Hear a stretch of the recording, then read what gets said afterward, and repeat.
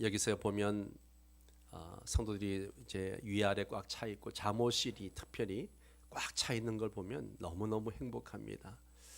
우리 교회 하나님께서 이 자녀들, 어린 자녀들 많이 주셔서 비좁아 가지고 지금 보니까 그냥 빼곡하게 앉아 계시네요. 예. 좀 잠옷실이 크지 못해서 죄송합니다. 예. 또 태어날 애들도 점점 많아지는데 감사하기도 하고 죄송하기도 합니다. 예. 제주도 연안에서 흔하게 발견되어지는 줄도화돔이라는 물고기가 있습니다. 이 줄도화돔은 특이한 부화 방법으로 아주 부성애가 강한 물고기로 유명하죠. 암컷이 알을 낳으면 수컷이 그 알을 전부 다 입안에 넣습니다. 그리고 입안에 넣어서 이제 알을 부화시키는 거죠. 알에서 부화 후에도 독립해서 생활할 수 있을 때까지 그 부화한 치어들을 입안에 머금고 천적으로부터 이제 안전하게 지키기 위해서 노력을 합니다. 그런데 그 오랜 시간 동안에 이 수정란과 치어들에게 신선한 물과 산소를 공급하기 위해서 이따금씩 입을 뻐끔거리는 것 외에는 음식을 전혀 먹지 않습니다. 먹이를 먹지를 않아요. 이렇게 수컷이 알의 부화를 위해서 입안에서 알을 머금는 순간부터 치어들이 독립하기 전까지 수컷은 아무것도 먹지 않습니다. 그 때문에 치어들이 성장해서 수컷의 입을 떠나고 나면 아무것도 먹지 못한 수컷은 이제 점점 쇠약해지고 기력이 떨어져서 죽어간다라고 합니다. 죽음이 두려우면 입안에 있는 알들을 그냥 뱉으면 될 텐데 수컷은 죽음을 뛰어넘어서 자식을 향한 사랑을 선택하는 거죠. 아낌없이 주는 게 사랑이라고 한다면 이 사랑의 표본은 바로 우리들의 부모님일 것입니다. 자신의 모든 시간과 물질과 재능과 감정과 에너지 모든 것을 자녀의 행복을 위해서 쏟아내십니다. 그리고 자신의 이름 석자도 뒤로 하고 부모라고 하는 이름으로 묵묵히 자녀들의 그림자가 되어주는 거죠. 이러한 부모에게 순종하고 부모님을 공경하라고 하나님은 분명하게 우리에게 명령하고 계십니다. 그 명령이 얼마나 중요했으면 10계명 안에 그 계명을 넣어놨을까요? 10계명은 우리가 알다시피 사람들이 꼭 지켜야 할 법칙들을 요약한 계명입니다. 이 10계명은 크게 둘로 나누어지는데요. 첫째 부분은 4가지 계명으로서 사람과 하나님과의 관계에 관한 계명이고, 두 번째 부분은 6가지 계명으로서 사람과 사람과의 관계에서 지켜야 할 계명들을 말씀하고 있습니다. 그 중에 하나님과의 관계에서 지켜야 할 첫 번째 계명이 뭐예요? 너는 나 외에 다른 신을 섬기지 말라. 나 외에 다른 신을 섬기지 마라.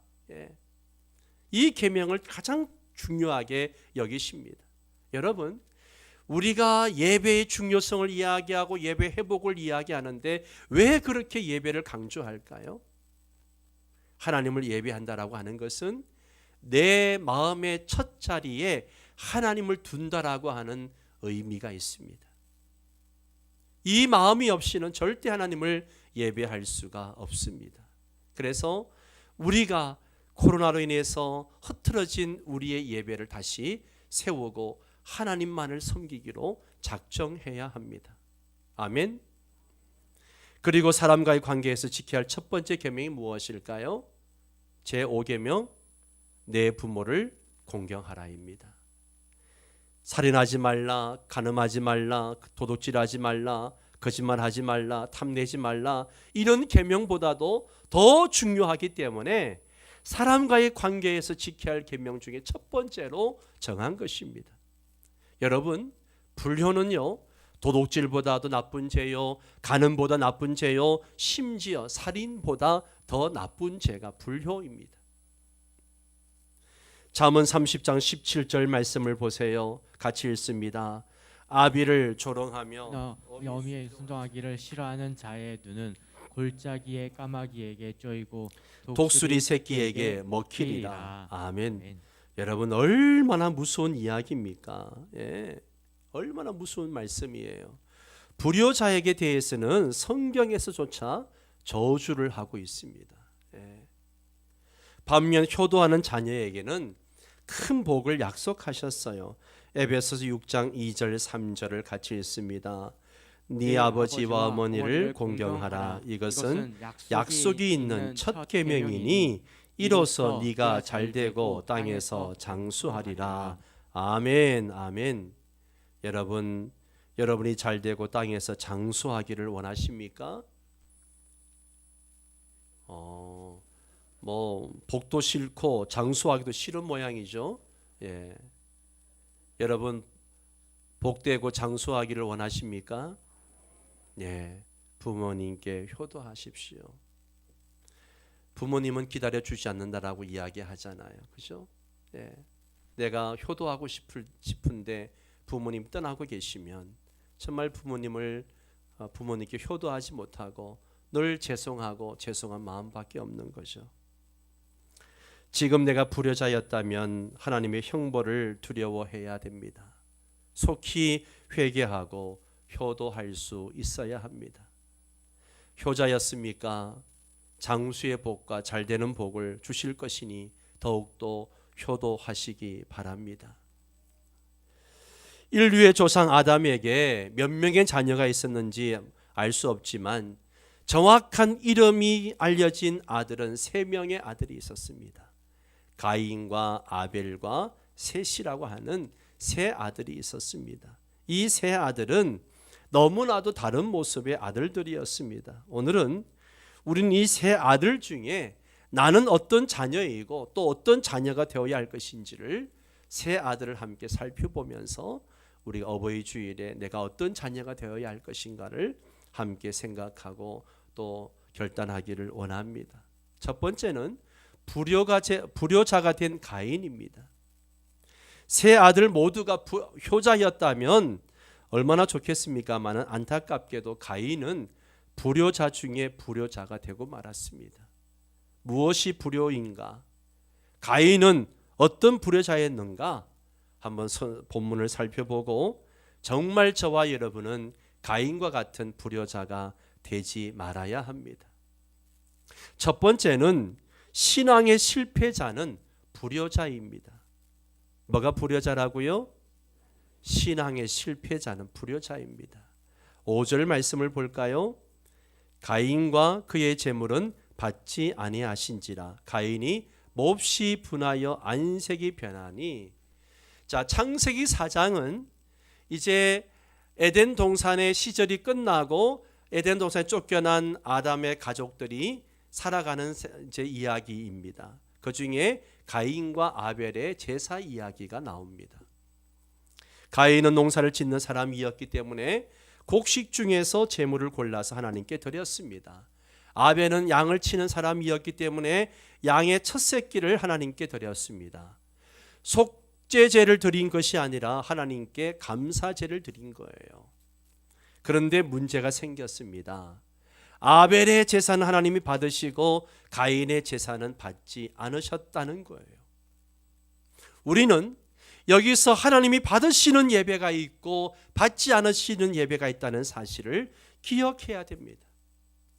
우리가 지금 모두가 함께 예배를 다 같이 드리고 있지만 하나님은 어떤 사람의 예배는 받으시고 어떤 사람의 예배는 그들도 보지도 않는다는 사실을 기억해야 됩니다.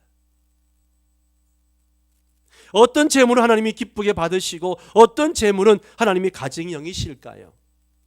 왜 어떤 제물은 받으시고 어떤 제물은 받지 않으실까요?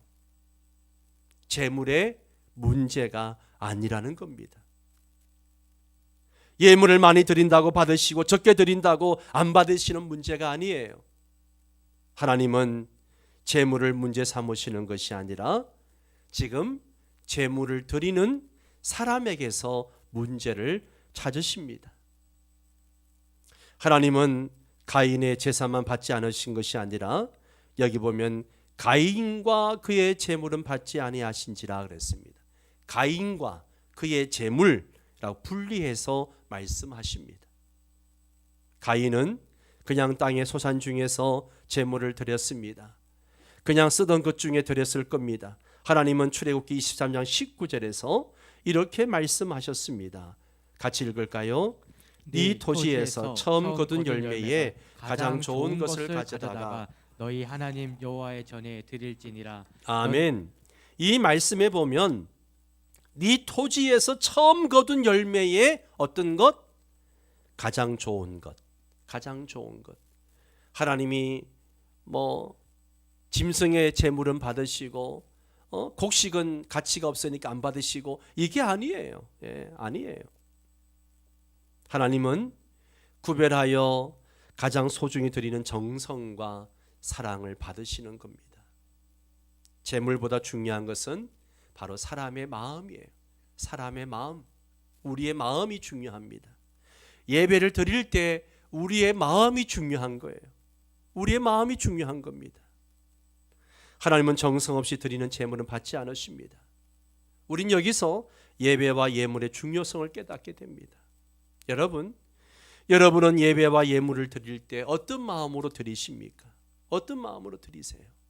아무 준비 없이 그냥 드리신다면 하나님은 그 예배와 예물은 받지 않으십니다. 아무리 많이 드려도 받지 않으세요. 정성을 다하여 감사하는 마음으로 드리시기를 바랍니다. 영상으로 예배 드리시는 분도 마찬가지예요. 영상으로 예배를 드리시는 분들도 영상으로 예배 드릴 수밖에 없는 상황이기 때문에 드리는 줄 압니다. 그 영상 예배도 마음과 정성을 다하여서 드리시기를 바랍니다. 하나님이 받으시는 예배를 드리셔야죠. 이왕에 예배 드리는 거 하나님이 받으시는 예배를 드려야 되잖아요. 하나님은 가인의 제물을 받지 않으셨습니다. 가인은 한마디로 예배에 실패한 사람입니다. 그래서 하나님은 가인의 제물을 외면하셨고 가인을 외면하셨습니다. 하나님께 외면당한 사람이죠. 신앙의 실패자가 되고 말았습니다. 신앙의 실패자를 바라보는 부모의 마음은 또한 얼마나 안타까웠을까요? 하나님께 외면당한 신앙의 실패자는 불효자입니다. 저는 목회하면서 신앙의 실패자가 된 자녀들을 참 많이 봅니다. 어렸을 때는 교회를 열심히 다녔다고 하고 학생의 임원도 하고 회장도 하고 봉사도 열심히 했다라고 이야기합니다. 근데 지금은 신앙의 실패자로 살아가는 자녀를 둔 가정들을 많이 봅니다. 그런 자식을 바라보는 부모의 눈에서는 눈물이 마를 날이 없습니다. 많은 어머니들의 눈물을 봅니다. 그 어머니들의 눈물을 바라보는 목사의 마음도 참 많이 아픕니다. 우리는 신앙의 실패자가 되지 말아야 합니다. 두 번째는 가인은 가정의 파괴자로 불효자였습니다. 신앙의 실패자는 사실상 인생의 실패자이죠. 인생의 실패자입니다. 신앙에 실패한 가인은 결국 폐륜아가 되고 맙니다. 7절 8절 말씀을 보십시오. 같이 읽습니다. 네가 선을 행하면 어찌 낫을 들지 못하겠느냐. 선을 행하지 아니하면 죄가 문에 엎드려 있느니라. 죄가 너를 원하나 너는 죄를 다스릴지니라. 가인이 그의 아우 아벨에게 말하고 그들이 들에 있을 때에 가인이 그의 아우 아벨을 쳐 죽이니라. 아멘. 가인의 마음 첫자리에는 하나님을 두는 것을 그는 싫어했습니다. 하나님을 그 마음에 두지 않으니까 죄가 가인의 마음에 이제 엎드렸다라고 이야기합니다. 마치 사자가 사슴을 잡아먹으려고 웅크리고 있는 것과 같은 거죠. 죄는 가인을 잡기 위해서 웅크리고 있었습니다. 마치 우는 사자와 같이 삼킬 자를 찾고 있는 거죠. 가인의 마음에는 죄의 소욕이 막 일어났습니다. 내 예배를 받지 않으시고 내 제물을 받지 않으시고 아벨의 제물만 받으시니까 마음속에 시기와 분노와 그리고 미움과 막 이런 마음들이 불같이 일어나는 거죠. 아담이 범죄한 후에 인간의 이 내면에 죄가 들어왔습니다. 죄가 들어왔어요. 우리에게도 때로는 죄의 소욕이 우리 마음속에 막 일어납니다. 그죠? 지난 한 주간도 여러분 분명 그런 경험들을 했을 거예요. 죄의 소욕들이 일어났을 거예요. 이런 죄의 소욕을 이기는 길은 성령님과 동행하는 것입니다. 성령님과 동행하는 거예요. 우리 마음속에 성령이 충만하고 하나님을 경외할 때에 죄의 소욕들을 이길 수가 있습니다. 그게 뭘로 나타납니까? 예배의 모습으로 나타나는 거죠.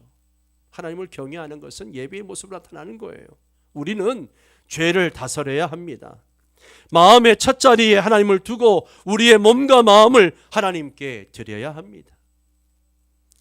마음과 목숨과 힘을 다하여 하나님을 사랑해야 합니다. 성령을 따라서 행해야 됩니다. 그러면 죄의 소욕이 사라지는 거죠. 그러나 가인은 그렇지 못했습니다. 동생과 단둘이 들에 있을 때에 육체의 소욕을 따라서 마음의 미움과 분노를 따라서 동생을 돌로 쳐 죽였습니다. 하나님의 형상을 가진 인간을 처음으로 죽였습니다. 동생을 죽이는 형은 페루나죠. 하나님에게 외면당한 신앙 실패자 가인은 결국 동생을 때려 죽이는 페루나로 전락해서 가정을 파괴하고 부모님을 슬프게 만드는 불효자가 되고 맙니다. 11절에 보면 땅이 그 입을 벌려 네 손에서부터 네 아우의 피를 받았은즉 네가 땅에서 뭘 받는다고요? 저주를 받으리니 땅에 사는 동안에 저주받는 사람이 되어버렸습니다. 16절도 보세요. 가인이 어디를 떠나서? 여호와 앞을 떠나서 에덴 동쪽 놋 땅에 거주하더니 결국 하나님을 완전히 떠났고 부모님을 떠나서 하나님과 담 쌓고 부모님과 담 쌓고 사는 불효자가 되고 맙니다. 사랑하는 성도 여러분, 형제들과 화목하게 지내시기를 바랍니다. 형제들과 다투지 마시고 미워하지 마십시오. 다투고 미워하며 사는 것도 부모에게 불효하는 것입니다. 그런 가정 없습니까? 서로 화목하시기 바랍니다. 형제들과 우애 있게 지내시기를 바랍니다. 그게 부모님께 효도하는 겁니다. 부모님께 많은 용돈을 드리고 부모님께 잘해드리는 것도 중요하지만 여러분 형제들이 자녀들이 형제 우애 있게 지내면서 잘 사는 거 행복하게 사는 거 이것 또한 부모님께 효도하는 거예요. 우리 명성교회 성도들은 가인과 같은 불효자가 없게 되기를 축원합니다. 두 번째는 아벨입니다. 부모님의 마음을 아리게 한 아벨이에요. 하나님을 거역하고 부모님을 거역하는 것은 당연히 불효인데 때로는 하나님을 거역하지도 않았고 부모님을 거역하지도 않았지만 효도하지 못하는 경우가 종종 있죠. 아벨은 불효자는 아닌데도 그렇다고 효도도 하지 못했습니다. 안타까운 사람이죠. 아벨에 대해 좀 더 살펴보면 아벨은 정말 흠이 없는 신앙인이었어요. 4절 말씀을 보세요. 같이 읽습니다. 아벨은 자기도 양의 첫 새끼와 그 기름으로 드렸더니 여호와께서 아벨과 그의 제물은 받으셨으나. 아멘. 아벨이 하나님께 제사를 드렸더니만 하나님은 아벨도 받으시고 그의 제물도 받으셨습니다. 아벨은 정말 하나님 앞에 흠이 없는 신앙인이었어요. 사랑받는 신앙인이었습니다. 그러니 그렇게 아름다운 신앙을 가진 사람이었으니까 부모님이 기뻐하시는 좋은 그런 효자가 되었을 것입니다. 그런데 그렇게 효자로 오래 살았으면 좋은데 그렇게 하지 못했어요. 부모님의 마음을 아프게 한 아들이었습니다. 부모의 마음을 아프게 한 아들이었어요. 어린 나이에 부모님보다 먼저 죽었으니 부모님의 마음이 얼마나 아팠겠습니까? 물론 그것은 아벨의 잘못은 아니에요. 흠없는 신앙인으로 살았습니다. 부모님 말씀을 거역하지 않고 순종하며 살았습니다. 아벨은 불효하지 않았고 아무 잘못도 저지르지 않았지만 결과적으로 보면 부모님의 마음을 아프게 하고 말았어요. 얼마나 안타까운 일입니까? 불효하지 않아도 불효자가 된다면 얼마나 안타까운 일이에요. 여러분, 가난은 죄가 아니지만 자녀가 너무 가난하게 살면 부모님을 안타깝게 합니다. 예. 건강하지 못한 것은 죄는 아니지만 건강하지 못한 자녀는 부모님을 안타깝게 만들죠. 실패가 죄는 아니지만 너무 심각한 실패를 거듭하다 보면 부모님은 안타까워할 수밖에 없는 것이죠. 예. 아벨은 아무 죄도 범하지 않았고 불효도 하지 않았지만 일찍 죽어서 부모님에게 효도하지 못했습니다. 사랑하는 성도 여러분, 여러분은 가인처럼 불효하지는 않는 줄 압니다. 하지만 불효하지 않아도 불효가 되었던 아벨 같은 그런 사람도 되지 마시고 건강하게 성실하게 오래오래 살면서 부모님에게 기쁨이 되시기를 바랍니다. 세 번째는 부모님에게 기쁨이 된 셋입니다.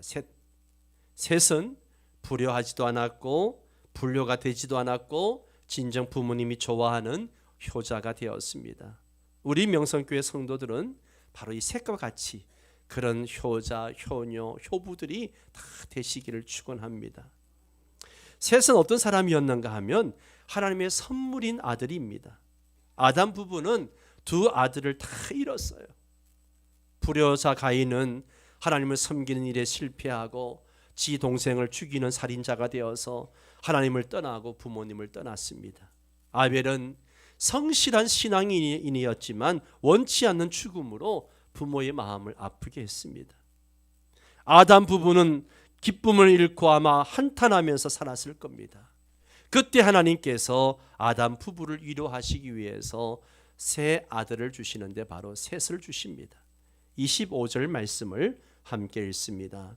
아담이 다시 아내와 동침하매 그가 아들을 낳아 그 이름을 셋이라 하였으니 이는 하나님이 내게 가인이 죽인 아벨 대신에 다른 씨를 주셨다 함이며. 아멘, 아멘. 예. 하나님은 아담과 하와에게 셋을 선물로 주셨어요. 선물로 주셨습니다. 여러분, 자녀는 하나님의 선물입니다. 사무실에 계신 우리 부모님들, 어린 아기들 하나님의 선물로 주신 줄 믿습니다. 예, 아멘. 예, 손을 흔들었습니다. 예. 아담은 하나님의 주신 선물을 받았어요. 셋은 부모님에게 큰 기쁨이 되었습니다. 위로가 되었어요. 우리들도 모두 다 부모님에게 주신 하나님의 선물인 줄 압니다. 예. 또 우리 자녀들도 마찬가지고 하나님이 우리에게 주신 선물인 줄 알아요. 예. 그래서 성경은 태의 열매는 하나님의 기업이고 그의 상급이다, 그렇게 말씀하고 있다는 것을 기억하시기 바랍니다. 아담에게 선물로 셋을 주셨어요. 두 번째로 이 셋은 신앙의 승리자가 되었습니다. 셋은 하나님이 주신 선물답게 하나님 앞에 아름다운 신앙인으로 살아가는 그렇게 신앙 승리자였습니다. 26절을 볼까요? 같이 읽습니다. 셋도 아들을 낳고 그의 이름을 에노스라 하였으며 그때의 사람들이 비로소 여호와 이름을 불렀더라. 아멘. 셋의 아들 에노스. 이 에노스는 하나님의 이름을 부르며 하나님과 교제했습니다. 자신만 하나님의 이름을 부른 것이 아니라 그때의 사람들이 비로소 여호와의 이름을 불렀더라, 그렇게 말하고 있습니다. 하나님은 셋의 후손을 통하여 구원의 역사를 이루고 계십니다. 실망과 좌절로 아무 재미를 모르고 살던 사람들에게 신앙의 본을 보여가지고 모든 사람들에게 신앙을 회복시키는 영향력 있는 그런 멋진 믿음의 사람이었다는 거죠. 사람들로 하여금 하나님을 예배하게 만들고 경외하게 만들고 그렇게 이 셋의 아들 에노스 에노스를 통해서 그렇게 됐다는 거죠. 에노스가 누구한테 그걸 배웠을까요? 아버지 셋한테서 하나님을 경외하는 법을 배웠기 때문에 그가 하나님을 경외하며 살면서 그렇게 했다는 거죠. 신앙의 승리자들은 자연히 효도하는 자녀가 됩니다. 세 번째로 셋은 부모님의 즐거움이 되는 아들이었습니다.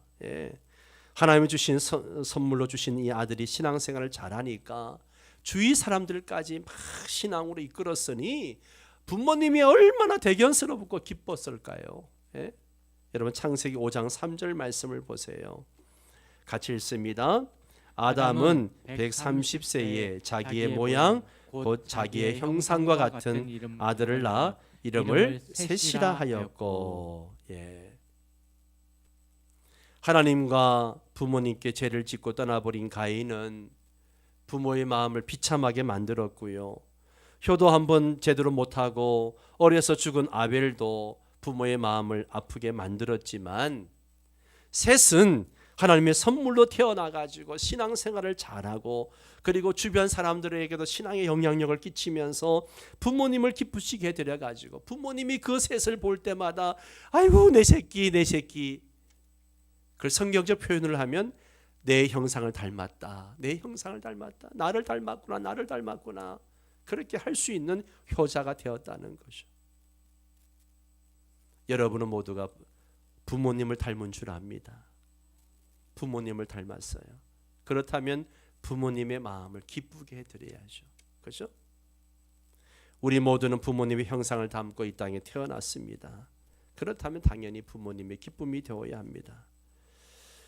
우리 명성교회 성도들도 하나님이 우리의 부모님이 주신 선물로 태어난 줄 믿고 신앙생활에서 승리하시고 부모님을 기쁘시게 해드리는 효자들이 되시기를 바랍니다. 그래서 여러분이 땅에서도 잘 되고 장수하는 복을 누리시는 그런 은혜가 여러분에게 있게 되기를 주의 이름으로 축원합니다. 가인과 같은 아들이 아니고 아벨과 같은 자녀가 아니고 셋과 같은 그런 자녀가 다 되시기를 바랍니다. 다 함께 자리에서 일어나셔서 이런 가정이 되게 하소서. 함께 찬양하겠습니다.